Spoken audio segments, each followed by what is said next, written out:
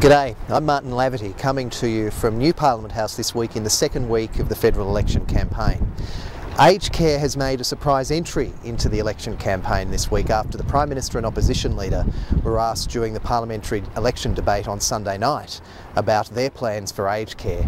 It was perhaps a little surprising that neither had a good response to give.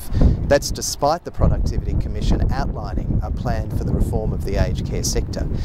We've also seen that aged care has come into further scrutiny after the ABC aired some concerns, legitimate concerns, about quality in a small number of aged care providers.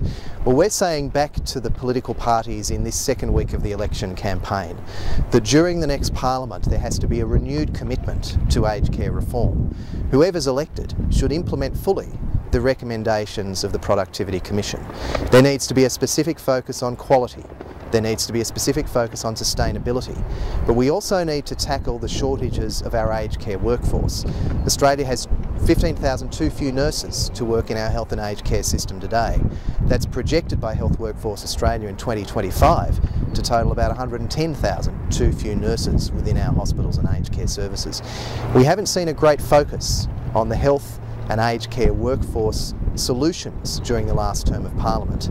In this week of the election campaign, where aged care is receiving some deserved attention, we're saying make sure that aged care reform and the implementation of the Productivity Commission report remains a focus of the next term of Parliament.